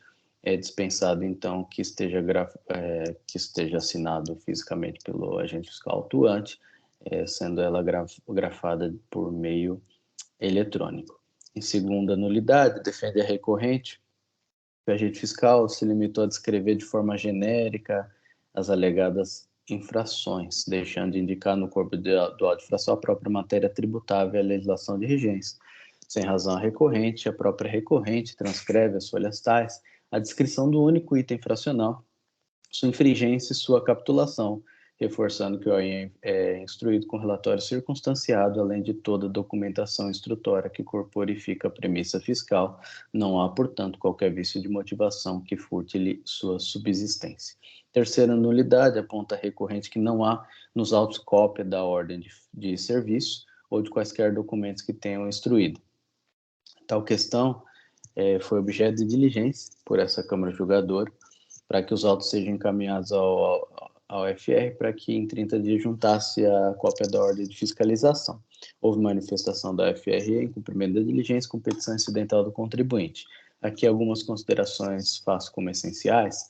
Por um lado, a FR dispõe em manifestação decorrente da diligência proposta que a notificação foi feita à empresa utilizando o DEC, ou seja, evasivamente não se cumpre ou responde ao que foi solicitado, frisando que a notificação juntada às folhas 1691 não é a OSF, certamente corroborando com as alegações da recorrente no sentido que não teria recebido a OSF quando início do procedimento fiscalizatório. Por outro lado, objetivava-se com a diligência desvendar se a OSF de fato existia. Nesse sentido, a representação fiscal no exercício de suas atribuições funcionais, acredito que foi até a doutora Aline que promoveu essa diligência, se eu não me engano, novamente converteu esse feito em diligência para que houvesse a juntada da OSF ou a indicação da senha para consulta, expedida para que não restem dúvidas sobre sua existência, o que se cumpriu as folhas 1710, com indicação da senha da OSF. Com tal providência saneadora, respondeu-se à inquirição da recorrente no sentido porque não indicou ao menos o número da senha de consulta ao teor da OSF, corroborando que a ordem de serviço fiscal existe e precedeu o procedimento fiscalizatório. De mais a mais, aqui cito o princípio que ensina-nos que não há nulidade sem prejuízo. No caso em apreço, todos os atos defensórios foram regularmente apresentados, sem observar de qualquer prejuízo ao contraditório e ampla defesa. Destaque, ainda que o ato administrativo contivesse impropriedades ou vícios formais, por exemplo, a não entrega da OSF formalmente ao contribuinte fiscalizado, este, na existência de prejuízo à parte, convalidar-se-ia. No ponto, não se ignore que a recorrente, depois de notificada, e sem questionar a própria legitimidade da OSF, cumpriu a notificação fiscal, conforme folhas 14, não havendo cogitar prejuízo, ao passo que, naquele instante, a recorrente indistintamente sabia do início dos trabalhos fiscais. Nesse sentido, de se concordar com a representação fiscal ao dispor que a OSF é prévia aos trabalhos fiscais, a autuada teve sua notícia quando o recebimento da notificação, portanto, o autuado estava ciente de sua expedição conforme disposto nos artigos tais que cito, não havendo qualquer prejuízo e, por conseguinte, qualquer nulidade. Transcrevo aqui uma decisão dessa Câmara Julgadora, que já se pronunciou nesse sentido, afastando, portanto, esse pleito de nulidade. Ainda preliminar, defende a decadência parcial do auto de infração. Trata-se aqui de crédito indevido, de modo que, sem delongas, cito aqui a súmula 9 de 2017, de modo a afastar essa preliminar. Quanto a recorrente alega em petição incidental a nulidade do auto de infração por ausência de parecer da Comissão de Controle de Qualidade. Pois bem, registre que tal argumento não consta da defesa ou no seu recurso ordinário, traduzindo-se em argumento inédito manejado em inoportuno momento processual, ou seja, precluso. Entretanto, evitando qualquer circunstância que fomente eventual narrativa de nulidade, eu me manifestei nesse sentido, dizendo que a ausência de sua comprovação nos autos não é causa de nulidade do auto de infração. Por se tratar de dispositivo interna corporis do órgão fiscalizatório, não constando entre os elementos essenciais do auto de infração, razão pela qual afasto também esse argumento.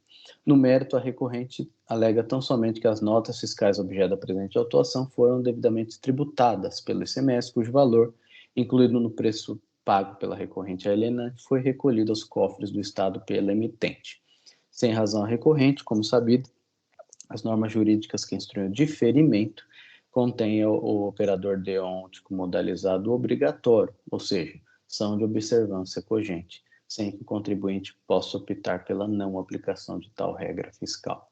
Correto, portanto, o argumento da representação fiscal, no sentido de que não há possibilidade de renúncia ao diferimento, como entende a recorrente, uma vez que não se trata de um benefício, mas de substituição tributária. Essa atribuição de responsabilidade a terceiro não é uma prerrogativa do contribuinte, tampouco do responsável, é uma determinação legal, fecho aspas. O destaque do ICMS nas notas fiscais não se presta a afastar ou relativizar disposições normativas atinentes ao diferimento, nem autoriza o recorrente a aproveitar-se do montante destacado em documentos fiscais, porquanto indevido o destaque. Quanto ao argumento de redução da multa, cito brevemente o artigo 28 da 3457 como limitante legal, e quanto aos juros, acolho o pleito de redução dos juros limitados à Selic, em razão da redação da súmula 10, nova redação da súmula 10. De modo que estou conhecendo o recurso ordinário, dando-lhe parcial provimento, tão somente para reduzir os juros à Selic. É como votei, coloco o processo em discussão, pergunta a doutora Aline pela representação fiscal, se tem alguma consideração. Não tenho nada a acrescentar. Parabenizo pelo voto. Só lembrando que a reconversão em diligência foi para atender a determinação da Câmara, mas já no voto consta, né, que não tem a necessidade da juntada da USF, não é um dos requisitos para a lavratura do alto, a juntada da USF. É só isso. Perfeito. Doutor Jandir? Pois não, doutor Ítalo. Eu só tenho a parabenizá-lo pelo voto. No meu entender, abordou de forma precisa todos os pontos combatidos aí no recurso. Eu não tenho nada a acrescentar, só cumprimento e vou acompanhá-lo. Obrigado. Obrigado, doutor Jandir. Doutor Silag? Também parabenizo o doutor Ítalo pelo voto. Todos os pontos foram bem analisados e vou acompanhá-lo. Agradeço. Doutor João Marcelo? Parabenizo também, senhor presidente, pelo voto, excelente, né, ponderou todos os pontos aí e também adianto que vou acompanhar. Agradeço. Tal razão, eu encerro os debates e faço aqui a verificação do quórum.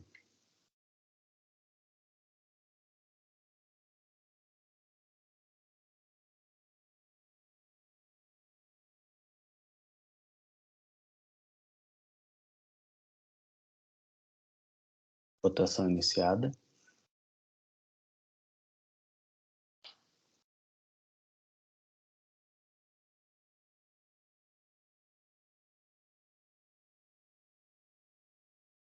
Todos votaram, encerro a votação, prevalecendo aqui o voto de relatoria, que conheceu do recurso ordinário e deu-lhe parcial provimento apenas para reduzir os juros à Selic.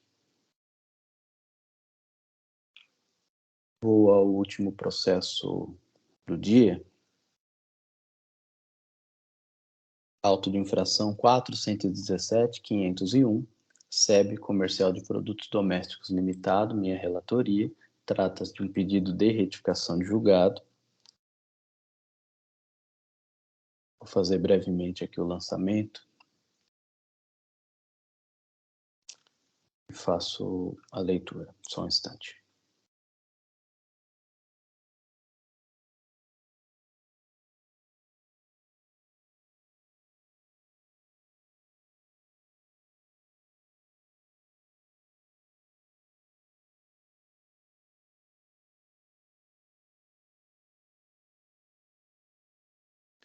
Trata-se aqui de um pedido de retificação de julgado, distribuído à 6ª Câmara Julgadora, no presente biênio, em voto condutor desse relator, que decidiu em votação unânime por conhecer do recurso ordinário e negar-lhe provimento.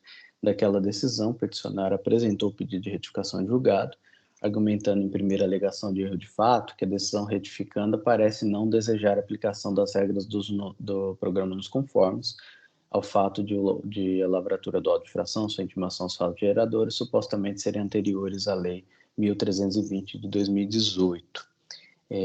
Anoto que em nenhum lugar consta do acórdão, sequer sugestivamente, que o conjunto normativo atinente ao desconforme não se aplicaria ao caso em comento, em razão de a lavratura ter sido anterior à Lei Estadual 1.320 de 2018. Aqui eu reproduzi o excerto decisório sobre essa questão, e basicamente diz que não há na legislação de regência a obrigatoriedade de implementação automatizada dos procedimentos previstos nos conformes, como, por exemplo, análise informatizada de dados e análise fiscal prévia, mesmo que os contribuintes fossem classificados como A+ ou A, né? Não se observando qualquer ofensa aos princípios tributários constitucionais. Aqui faço uma importante constatação: não cabe a esse órgão de julgamento entender pela cogente observância das regras dos conformes, seja determinando sua aplicação, seja nulificando o auto de infração por suposta inobservância de procedimento antecedente à autuação fiscal, sob pena de imiscuir-se em competência alheia, usurpando-a. Segundo a alegação de erro de fato, argumento peticionário que o acordo, ao analisar a questão envolvendo a ordem de serviço incorreta, deixou de constatar um elemento essencial abordado na impugnação no recurso ordinário, no tocante a havia entregue ao contribuinte ter uma estranha informação manuscrita aditada para janeiro de 2012 a dezembro de 2014, o que prejudica de forma o conteúdo e, por consequência, sua validade, fecho aspas. Digo que esse relator não só se pronunciou sobre a questão, como citou explicitamente a OSF em questão, que está às folhas 5.590, dispondo que, ainda que a OSF tivesse sido originalmente emitida e recebida em janeiro de 2014, nada impede que a mesma ordem de serviço tenha sido aditada de modo a restabelecer um trabalho que, por qualquer motivo, não tenha se encerrado à época, não se identificando qualquer estranheza na informação manuscrita.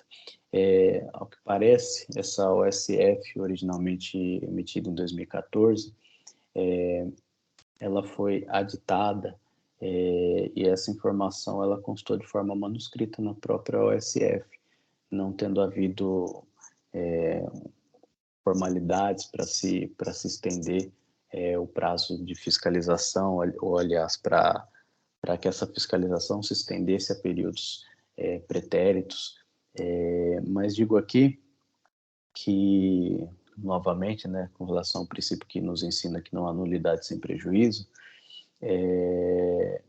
todos os atos defensórios, seja a sua impugnação, seja o seu recurso, eles foram apresentados regularmente, se observando de qualquer prejuízo ao contraditório ou ampla defesa.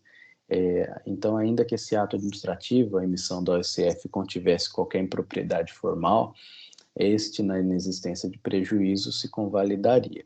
Entendo, pois, não proceder à alegação de que não restam dúvidas da irregularidade da ordem de serviço que implica em vícios formais do próprio auto de infração que acarreta a nulidade. Em última alegação de erro de fato, diz o peticionário que houve o erro de compreensão das alegações tecidas na impugnação, em conjunto com os documentos, uma vez que a mercadoria não saíra do estabelecimento da recorrente, as declarações de recuso, diferentemente do entendido, apenas confirmam as alegações defensivas. Digo eu que a simples leitura da fundamentação empregada no acordo retificando evidencia que não houve erro de compreensão. Digo aqui que, em que pese o esforço empreendido pela recorrente na tentativa de tardiamente instrumentalizar a suposta recusa de mercadorias, exige a legislação de regência que seja exibida ao fisco todos os elementos, inclusive os contábeis, comprobatórios de que a importância eventualmente destinada a não ter sido recebida, além de indicar no documento físico o motivo de não ter sido entregue a mercadoria.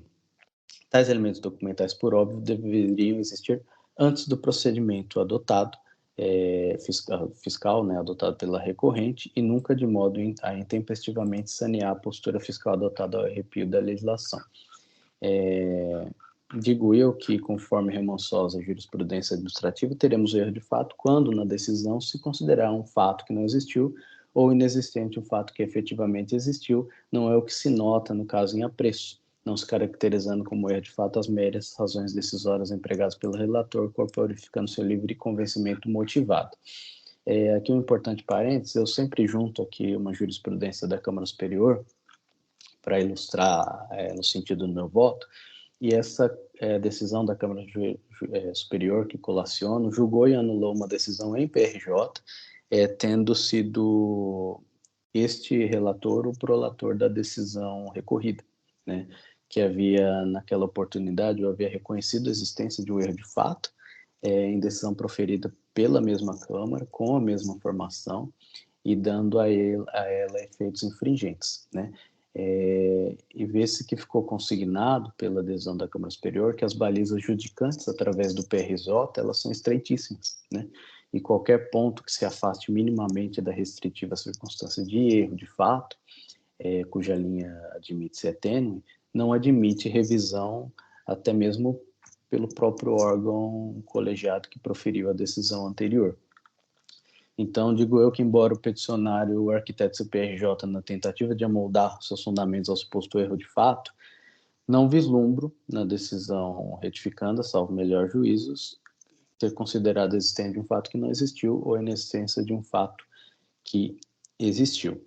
O que defende o peticionário, grosso modo, é a ocorrência de um erro de julgamento, narrado pelo interessado como erro de compreensão, palavras aí da recorrente. Entretanto, conforme já decidido pela Câmara Superior, o que uma vez mais reproduz por sua relevância, a inadequação da apreciação das provas é erro iuris que no âmbito contencioso administrativo não comporta correção mediante pedido de retificação de julgado.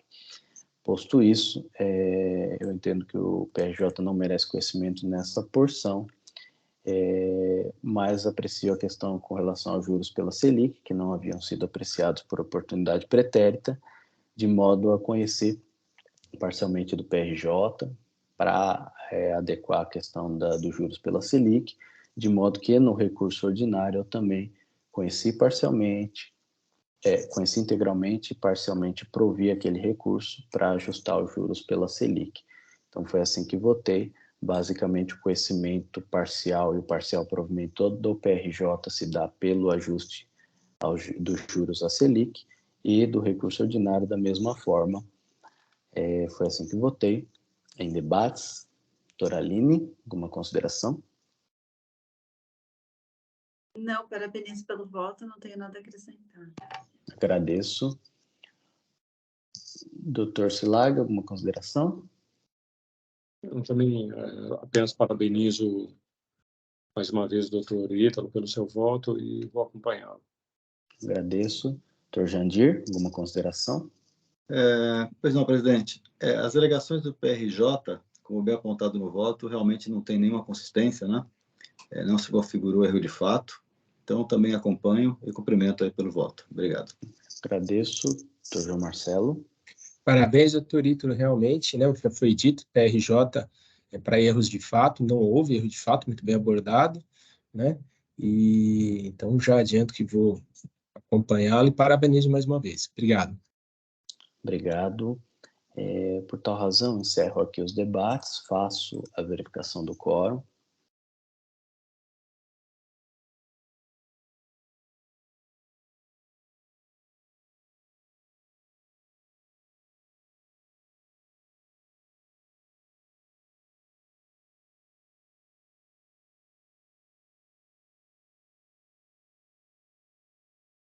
Votação iniciada.